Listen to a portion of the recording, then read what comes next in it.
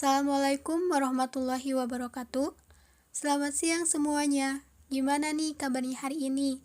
Semoga selalu dalam keadaan sehat walafiat. Yang terhormat, Ibu Resti Warliani, SSI MPD, selaku dosen pengampu mata kuliah belajar dan pembelajaran fisika dan teman-teman yang saya banggakan.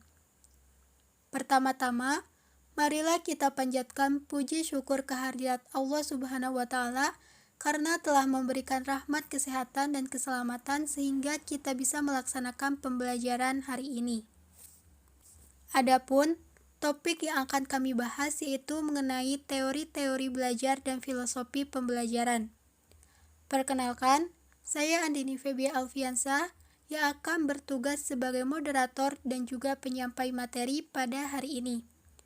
Saya akan membimbing jalannya diskusi ini. Adapun anggota kelompok saya adalah Puji Fitri Sri Lestari, Nadia Nurizki Isania, dan Yanto Herdian. Sedangkan rangkaian acara yang akan kita lewati adalah yang pertama yaitu sesi pembukaan, yang kedua sesi penyampaian dan penyajian materi, yang ketiga sesi tanya jawab, dan yang keempat sesi penutup. Baik teman-teman, langsung saja kita mulai ke sesi yang pertama, yaitu pembukaan. Marilah kita mengucapkan basmalah bersama-sama. Bismillahirrahmanirrahim. Selanjutnya adalah penyampaian dan penyajian materi. Saya persilahkan kepada Yanto Herdian untuk menyampaikan materi pertama. Assalamualaikum warahmatullahi wabarakatuh. Terima kasih kepada moderator yang telah memberikan kesempatan untuk saya memaparkan materi. Sebelumnya, perkenalkan, nama saya Yanto Herdian. Di sini saya akan menjelaskan atau memaparkan materi tentang teori deskriptif dan perspektif dan juga teori behavioristik. Pertama, teori deskriptif dan perspektif. Teori belajar atau teori deskriptif mempunyai suatu tujuan utama, yaitu menjelaskan suatu proses pembelajaran. Sedangkan teori pembelajaran atau teori perspektif mempunyai suatu tujuan, yaitu menetapkan metode pembelajaran yang optimal.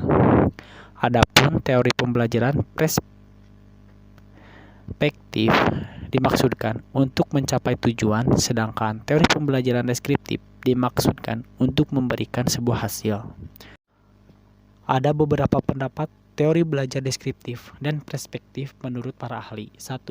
Menurut Brunner, teori pembelajaran adalah teori perspektif dan teori belajar adalah teori deskriptif.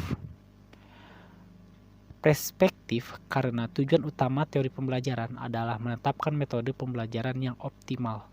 Sedangkan deskriptif karena tujuan utama teori belajar adalah menjelaskan proses belajar.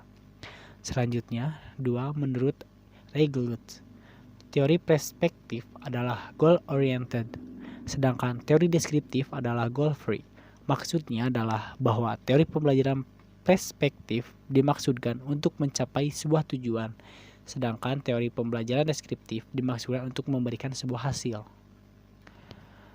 Yang ketiga, menurut Brunner, sama seperti yang pertama, yaitu teori belajar adalah deskriptif, sedangkan teori pembelajaran adalah perspektif. Nomor 4, menurut Simon, memaparkan persamaan karakteristik dari perspektif science dan membandingkan dengan karakteristik dari descriptive science. Dalam kerangka ini, nyata sekali bahwa teori pembelajaran termasuk teori perspektif karena berpasangan dengan teori belajar yang termasuk teori deskriptif. Selanjutnya yaitu materi tentang teori belajar behavioristik. Menurut teori behavioristik, belajar adalah perubahan tingkah laku sebagai akibat dari adanya interaksi antara stimulus dan respon. Seseorang dianggap telah belajar sesuatu jika ia dapat menunjukkan perubahan tingkah lakunya. Menurut teori ini, yang terpenting adalah masukan atau input yang berupa stimulus dan keluaran atau output yang berupa respon. Berikut ini adalah tokoh-tokoh teori belajar behavioristik, antara lain adalah Pavlov, Guthrie, Watson, Skinner, and Thorndike. Pertama yaitu teori belajar menurut Pavlov. Bentuk paling sederhana dalam belajar adalah conditioning, karena conditioning sangat sederhana bentuknya dan sangat luas sifatnya. Yang kedua, teori belajar menurut Edwin Guthrie. Asas belajar Guthrie yang utama adalah hukum contiguity, yaitu gabungan stimulus-stimulus yang disertai suatu gerakan pada waktu timbul kembali cenderung akan diikuti oleh gerakan yang sama. Guthrie juga menggunakan variabel hubungan stimulus dan respon untuk menjelaskan terjadinya proses belajar. Guthrie juga percaya bahwa hukuman atau punishment memegang peranan penting dalam proses belajar. Yang ketiga, teori belajar menurut Watson. Watson mendefinisikan belajar sebagai proses interaksi antara stimulus dan respon. Namun, stimulus dan respon yang dimaksud harus berbentuk tingkah laku yang dapat diamati atau observable dan dapat diukur. Selanjutnya, teori belajar menurut Skinner. Tahun 1969 mengembangkan teori conditioning dalam menggunakan tikus sebagai kelinci percobaan. Dari hasil percobaannya, Skinner membedakan respon menjadi dua, yaitu respon yang timbul dari stimulus tertentu dan kedua, operan instrumental respon yang timbul dan berkembang karena diikuti oleh perangsang tertentu. Oleh karena itulah, teori Skinner ini dikenal dengan teori operan conditioning. Ada 6 konsep teori operan conditioning, yaitu A. Penguatan positif dan negatif. Penguatan adalah stimulus yang perlu diberikan atau dihilangkan untuk memungkinkan terjadinya respon. Penguatan positif adalah setiap stimulus yang keberadaannya dapat memantapkan respon yang diberikan. Sedangkan penguatan negatif adalah semua stimulus yang perlu dihilangkan untuk memantapkan respon yang diberikan. Jadi, penguatan adalah pemberian stimulus positif atau penghilangan stimulus negatif, yang sedang hukuman merupakan pemberian stimulus negatif atau penghilangan stimulus positif. Selanjutnya yaitu shaping. Shaping ialah proses pembentukan tingkah laku yang makin mendekati tingkah laku yang diharapkan, bisa juga disebut peniruan. Selanjutnya yaitu pendekatan sukesif. Ialah proses pembentukan tingkah laku yang menggunakan penguatan pada saat yang tepat sehingga respon pun sesuai dengan apa yang diisyaratkan. Selanjutnya, extinction. Ialah proses penghentian kegiatan sebagai akibat ditiadakannya penguatan. Yang kelima, chaining of response, yaitu respon dan stimulus yang berangkaian satu sama lain. Yang terakhir, F, jadwal penguatan, ialah variasi pemberian penguatan. Rasio tetap penguatan tergantung jumlah respon yang diberikan dan bervariasi. Interval tetap atau penguatan tergantung waktu dan bervariasi. Asas-asas operan conditioning adalah kelanjutan dari tradisi yang didirikan oleh John Watson. Dan terakhir, menurut teori belajar menurut Thorndike.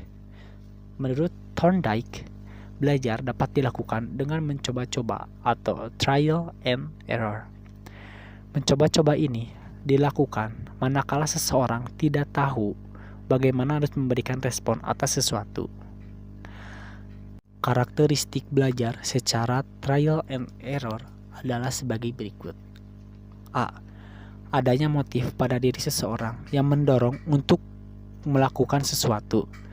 B. Seseorang berusaha melakukan berbagai macam respon dalam rangka memenuhi motif-motifnya. C. Respon-respon yang dirasakan tidak bersesuaian dengan motifnya dihilangkan. Dan terakhir, akhirnya seseorang mendapatkan jenis respon yang paling tepat. Menurut Irawan, tahun 2001, teori belajar behavioristik disebut juga dengan teori belajar tingkah laku. Teori tingkah laku menekankan pada hasil dari proses belajar. Menurut teori ini, 1. Belajar adalah perubahan tingkah laku. Seseorang telah dianggap belajar sesuatu bila ia mampu menunjukkan perubahan tingkah laku. Siswa belum bisa membaca menjadi bisa membaca. Siswa belum bisa menulis menjadi bisa menulis. Dan kedua, Yang terpenting adalah masukan atau input yang berupa stimulus dan keluaran yang berupa respon. Sedangkan apa yang terjadi di antara stimulus dan respon itu dianggap tidak penting diperhatikan sebab tidak bisa diamati. Yang bisa diamati atau diukur hanyalah stimulus dan respon, tersurat tidak boleh tersirat. Faktor lain yang penting adalah penguatan. Bila penguatan ditambah, maka respon akan semakin kuat. Tetapi bila penguatan dikurangi, respon pun akan tetap dikuatkan. Sekian materi dari saya. Mungkin saya kembalikan kepada moderator. Terima kasih. Terima kasih kepada Yanto Herdian yang telah menyampaikan materinya. Materi selanjutnya akan disampaikan oleh Nadia Nurizki Ihsania. Assalamualaikum warahmatullahi wabarakatuh. Perkenalkan, nama saya Nadia Nurizki Ihsania. Saya di sini akan menjelaskan tentang teori belajar kognitivistik. Ahli teori belajar kognitif memandang bahwa belajar bukan semata-mata proses perubahan tingkah laku yang tampak, selain suatu yang kompleks yang sangat mempengaruhi oleh kondisi mental siswa yang tidak tampak. Sejalan dengan pendapat di atas, menurut Budi Ningsih, teori belajar kognitif berbeda dengan teori belajar behavioristik. Teori belajar kognitif lebih mementingkan proses belajar daripada hasil pembelajarannya. Model belajar kognitif mengatakan bahwa tingkah laku seseorang ditentukan resepsi dan pemahamannya tentang situasi yang berhubungan dengan tujuan belajar. A. Prinsip dasar dan tujuan teori belajar kognitif. Teori kognitif ini dikembangkan terutama untuk membantu guru memahami muridnya dan juga dapat dibantu gurunya memahami dirinya sendiri dengan baik. Pemuda saat belajar, teori belajar kognitif dibentuk dengan tujuan konstruksi prinsip-prinsip belajar secara ilmiah. Teori ini dikembangkan berdasarkan tujuan yang melatar belakangi perilaku, cita-cita, tata cara, dan bagaimana seorang memahami diri dan lingkungannya dalam usaha mencapai tujuan dirinya. B. Belajar kognitif menurut pakar kognitif. 1. Belajar kognitif menurut Jean Piaget. Teori perkembangan kognitif disebut pula teori perkembangan intelektual dan teori perkembangan mental. Menurut Piaget, perkembangan kognitif merupakan suatu proses yang didasarkan atas mekanisme biologis perkembangan sistem saraf. Yang kedua, teori belajar kognitif menurut Jerome S. Brunner. Dasar ini teori adalah mengungkapkan Piaget yang dinyatakan bahwa anak harus berperan secara aktif saat belajar di kelas. Konsepnya adalah belajar menemukan siswa mengorganisir bahan belajar yang dipelajari dengan suatu bentuk ahli yang sesuai dengan tingkah kemajuan pikir anak. Belajar penemuan merupakan salah satu pembelajaran atau belajar kognitif yang dikembangkan oleh Brunner. Menurut Brunner, belajar bermakna hanya dapat terjadi melalui belajar pertemuan. 3. Teori belajar menurut Robin M. Gagne. Menurut teori ini, belajar dipandang sebagai proses pengolahan informasi dalam otak manusia. Pengolahan otak manusia sendiri dapat dijelaskan sebagai berikut. 1. Reseptor alat-alat indera menerima rangsangan dari lingkungan dan mengubahnya menjadi rangsangan neural menjadi simbol-simbol informasi yang diterimanya dan kemudian diteruskan. Yang kedua, menampung kesan-kesan sensoris yang dapat terjadi pada syaraf pusat. Fungsinya menampung kesangsekan sensori dan mengadakan seleksi sehingga terbentuk suatu kebukaan perseptual. Yang C, memori jangka pendek, mampu hasil mengolah reseptual dan menyimpannya. Informasi tertentu disimpan lebih lama dan diolah untuk menentukan maknanya. Yang D, memori jangka panjang, menampung hasil mengolah yang ada di memori jangka pendek. Yang E, penciptaan respons, memandang informasi dalam memori jangka panjang dan mengubah menjadi reaksi jawaban. 4. Belajar kognitif ensemble. Belajar teori ensemble dikenal dengan sebagai teori bermakna. Pembelajaran bermakna yaitu suatu proses pengaitan informasi baru konsep-konsep relevan yang terdapat dalam struktur kognitif seseorang. Dengan belajar bermakna, informasi pengetahuan yang dapat diperoleh daya tahan yang tahan lama. D. Teori belajar humanistik. Proses belajar humanistik memusatkan perhatian kepada diri peserta didik sehingga meningkatberatkan kepada kebebasan individu. Teori humanistik menekankan kognitif atau afektif pengaruh proses belajar dianggap berhasil jika si pelajar memahami lingkungan dan dirinya sendiri. Adapun tokoh-tokoh humanistik sebagai berikut. 1. Abraham Maslow didasarkan sebagai asumsi bahwa di dalam diri individu ada dua hal. 1. Sesuatu usaha yang positif untuk berkembang. Yang kedua, kemudian untuk melawan atau menolak perkembangan itu. Berkaitan dengan pendapat tersebut, Maslow mengemukakan bahwa adanya 5 tingkah kunci kebutuhan pokok manusia. Yang kedua, Karsam Legos mengemukakan kebutuhan individu ada 4, yaitu 1. Memelihara, 2. Meningkatkan diri, yang ketiga menghargai positif, yang keempat menghargai diri yang positif. 3. Anhur Kombes mengemukakan bahwa belajar terdiri bila mempunyai arti bagi individu. Sekian yang saya bisa jelaskan. Mohon maaf bila ada kekurangannya. Assalamualaikum warahmatullahi wabarakatuh. Terima kasih kepada Nadia yang sudah menyampaikan materinya.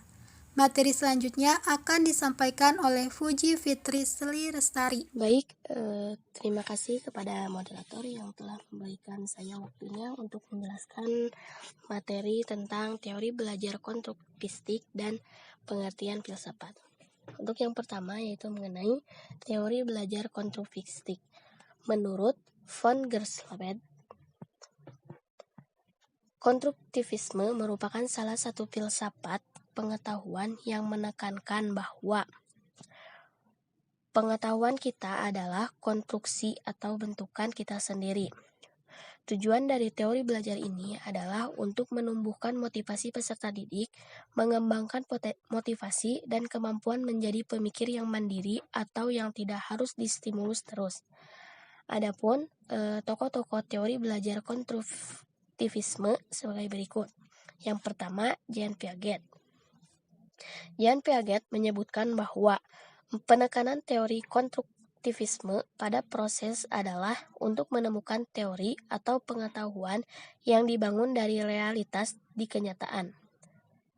Proses mengkonstruksi menurut Jean Piaget yaitu terdiri dari skema, asimilasi, akomodasi, dan keseimbangan.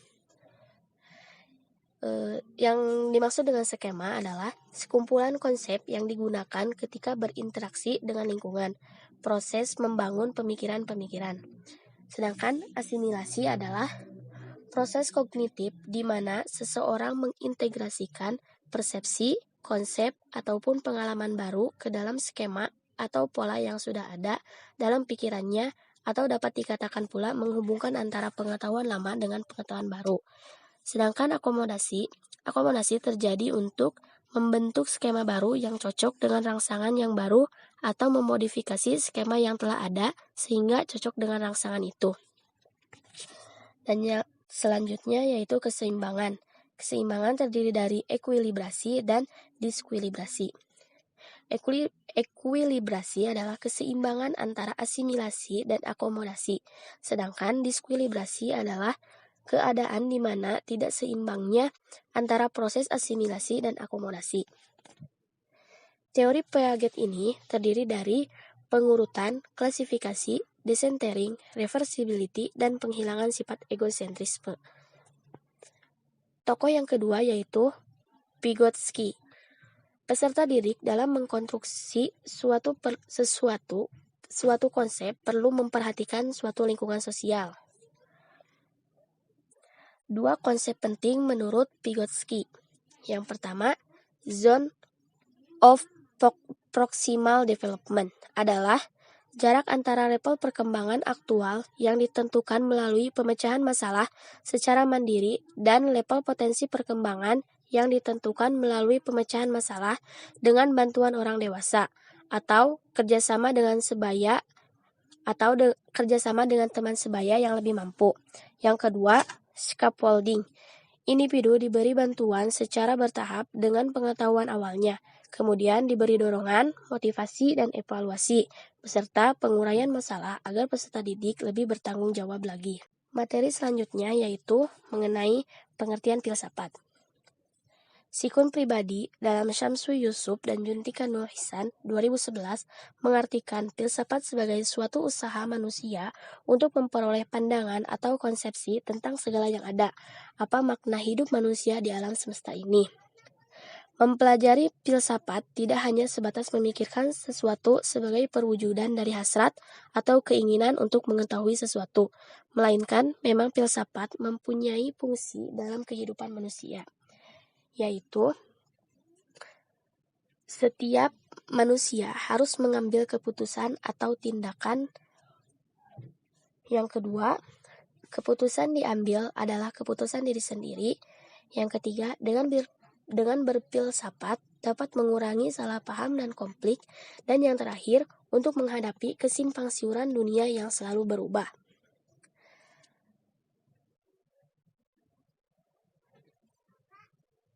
Ada 4 cabang filsafat, yaitu metafisika, epistemologi, logika, dan etika. Metafisika adalah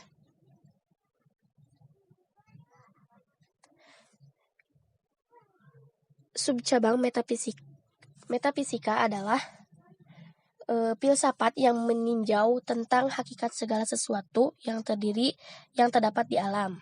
Adapun subcabang metafisika antara lain ontologi, kosmologi, teologi, dan antropologi.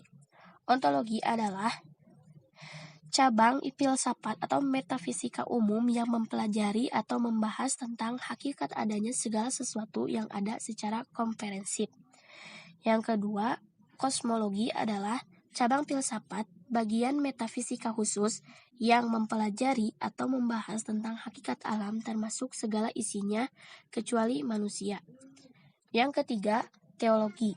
Teologi adalah cabang filsafat bagian dari metafisika khusus yang mempelajari atau membahas tentang keberadaan Tuhan. Dalam teologi, permasalahannya tentang keberadaan Tuhan ini dibahas secara rasional terlepas dari kepercayaan agama. Dan yang terakhir yaitu antropologi. Antropologi adalah cabang filsafat yang mempelajari atau membahas tentang hakikat manusia. Cabang filsafat yang kedua yaitu epistemologi. Epistemologi adalah filsafat yang membahas tentang pengetahuan kebenaran dengan rincian, yaitu ada 5 sumber pengetahuan. Yang pertama, otoritas yang terdapat dalam ensiklopedi, buku teks yang baik, rumus dan tabel. Yang kedua, common sense yang ada pada adat dan tradisi. Yang ketiga, intuisi yang berkaitan dengan perasaan. Yang selanjutnya, pikiran untuk menyimpulkan hasil pengalaman. Pengalaman yang terkontrol untuk mendapat secara ilmiah. Dan selain sumber pengetahuan, ada juga 4 teori kebenaran, yaitu koheren, koresponden, dan pragmatisme dan skeptisisme. Koheren adalah sesuatu akan benar bila ia konsisten dengan kebenaran umum. Koresponden, sesuatu akan benar bila ia tepat dengan fakta yang dijelaskan. Pragmatisme, sesuatu dipandang benar bila konsekuensinya memberi manfaat bagi kehidupan. Dan yang keempat, skeptisisme adalah kebenaran dicari secara ilmiah dan tidak ada kebenaran yang lengkap. Cabang filsafat yang ketiga yaitu logika. Logika ialah filsafat yang membahas tentang cara manusia berpikir dengan benar. Dengan memahami filsafat logika, diharapkan manusia bisa berpikir dan mengemukakan pendapatnya secara tepat dan benar. Dan yang terakhir yaitu aksiologi. Aksiologi adalah cabang filsafat yang mempelajari dan membahas tentang hakikat nilai. Aksiologi ini terdiri dari etika dan estetika. Etika adalah cabang filsafat yang mempelajari atau membahas tentang hakikat baik jahatnya perbuatan manusia. Sedangkan estetika adalah cabang filsafat yang mempelajari atau membahas tentang hakikat seni dan keindahan. Segitu yang dapat saya sampaikan. Saya kembalikan lagi kepada moderator. Terima kasih. Terima kasih kepada Fuji yang sudah menyampaikan materinya, dan materi yang terakhir akan disampaikan oleh saya sendiri. Materi selanjutnya yaitu mengenai landasan filosofi pendidikan secara umum. Apa sih landasan filosofi pendidikan itu? Jadi, landasan filosofi pendidikan merupakan seperangkat filosofi yang dijadikan titik tolak dalam pendidikan. Landasan filosofi pendidikan ini berisi tentang gagasan atau konsep-konsep yang bersifat normatif atau perspektif. Kenapa? Karena landasan filosofi pendidikan tidak berisi konsep-konsep tentang pendidikan apa adanya, melainkan berisi tentang konsep pendidikan yang seharusnya atau yang dicita-citakan. Nah, dalam landasan filosofi pendidikan ini juga terdapat berbagai aliran pemikiran. Hal ini muncul sebagai implikasi dari aliran yang terdapat dalam filsafat. Sehingga dalam landasan filosofi pendidikan dikenal dengan adanya filosofi pendidikan idealisme, realisme, dan pragmatisme menurut Tatang 2012. Yang pertama yaitu idealisme. Bagaimana sih konsepnya? Bagaimana implikasinya terhadap pendidikan? Jadi, konsep filsafat umum idealisme yaitu ada metafisika, manusia, epistemologi, aksiologi. Apa sih itu semua? Nah, metafisika ini, jadi para filsuf idealisme mengklaim bahwa realitas pada hakikatnya bersifat spiritual. Nah, kemudian manusia itu merupakan makhluk spiritual, makhluk berpikir, memiliki tujuan hidup dan hidup di dunia dengan suatu aturan moral yang jelas. Nah, selanjutnya ada epistemologi. Merupakan pengetahuan yang diperoleh dengan cara mengingat kembali atau berpikir melalui intuisi. Nah, yang terakhir ada aksiologi, yaitu manusia diperintah oleh nilai moral yang imperatif yang bersumber dari realitas yang absolut. Nah, selanjutnya, bagaimana implikasi idealisme ini terhadap pendidikan? Jadi, implikasinya itu ada pada aspek tujuan pendidikan, kurikulum atau isi pendidikan, metode pendidikan, dan peranan pendidik dan peserta didik. Nah, jadi implikasi dalam tujuan pendidikan yaitu pengembangan karakter, pengembangan bakat insani dan kebijakan sosial. Dalam kurikulum atau isi pendidikan, yaitu pengembangan kemampuan berpikir melalui pengembangan pendidikan liberal, penyiapan keterampilan kerja suatu mata pencaharian melalui pendidikan praktis.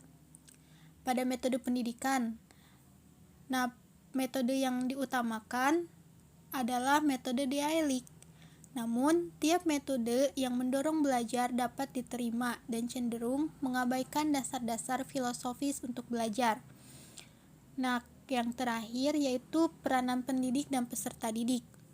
Di sini pendidik bertanggung jawab menciptakan lingkungan pendidikan bagi peserta didik, sedangkan peserta didik bebas mengembangkan kepribadian dan bakat-bakatnya. Sekarang realisme nih. Konsep umum filsafat realisme ini sama seperti idealisme, yaitu ada metafisika, manusia, epistemologi, dan aksiologi. Para filsuf realisme memandang dunia dalam pengertian materi yang hadir dengan sendirinya dan tertata dalam hubungan-hubungan yang teratur di luar campur tangan manusia. Manusia ini hakikatnya terletak pada apa yang dikerjakannya. Manusia bisa bebas atau tidak bebas. Pikiran atau jiwa merupakan suatu organisme yang sangat rumit yang mampu berpikir. Kemudian, epistemologi. Pengetahuan diperoleh manusia melalui pengalaman diri dan penggunaan akal. Yang terakhir, yaitu aksiologi. Tingkah laku manusia diatur oleh hukum alam dan pada taraf yang lebih rendah diatur oleh kebijaksanaan yang telah teruji. Kemudian, implikasinya terhadap pendidikan. Pada tujuan, yaitu untuk penyesuaian diri dalam hidup dan mampu melaksanakan tanggung jawab sosial. Pada kurikulum atau isi pendidikan, yaitu harus bersifat komprehensif yang berisi sains, matematika, ilmu-ilmu kemanusiaan, dan ilmu sosial, serta nilai-nilai. Kemudian metode. Metode di sini hendaknya bersifat logis dan psikologis. Yang terakhir yaitu peranan pendidik dan peserta didik. Pendidik merupakan pengelola kegiatan belajar mengajar, sedangkan peserta didik berperan untuk menguasai pengetahuan, taat pada aturan dan disiplin. Kemudian ada pragmatisme. Konsep filsafat umum pragmatisme ini sama seperti idealisme dan realisme, yaitu ada metafisika, manusia, epistemologi, dan aksiologi. Metafisika di sini yaitu suatu teori umum tentang kenyataan tidaklah mungkin dan tidak perlu. Manusia di sini merupakan hasil evolusi biologis, psikologi, dan sosial. Epistemologi yaitu pengetahuan yang benar diperoleh melalui pengalaman dan berpikir atau scientific method. Pengetahuan merupakan relatif. Yang terakhir yaitu aksiologi, merupakan ukuran tingkah laku individual dan sosial ditentukan secara eksperimental dalam pengalaman hidup. Selanjutnya, gimana implikasinya terhadap pendidikan? Pada tujuan pendidikan, yaitu merupakan memperoleh pengalaman yang berguna memecahkan masalah-masalah dalam kehidupan individual maupun sosial. Pada kurikulum atau isi pendidikan. Kurikulum mungkin berubah. Warisan-warisan sosial dari masa lalu tidak menjadi fokus perhatian. Tapi pendidikan terfokus pada kehidupan yang baik pada saat ini dan masa datang bagi individu dan secara bersamaan masyarakat dikembangkan. Pada metode, yaitu mengutamakan metode pemecahan masalah, penyelidikan, dan penemuan. Sedangkan pada peranan pendidik dan peserta didik, yaitu pendidik untuk memimpin dan membimbing peserta didik belajar tanpa ikut campur terlalu atas minat dan kebutuhan siswa. Peserta didik berperan sebagai organisme yang rumit yang mampu tumbuh. Sekarang kita masuk ke materi yang terakhir, yaitu landasan filosofi pendidikan di Indonesia. Mungkin kalian semua juga sudah tahu ya bahwa Indonesia ini memiliki filsafat umum negara, yaitu Pancasila. Nah, sebagai filsafat negara, Pancasila ini menjadi jiwa bangsa Indonesia, menjadi semangat berkarya pada segala bidang dan mewarnai segala segi kehidupan bangsa.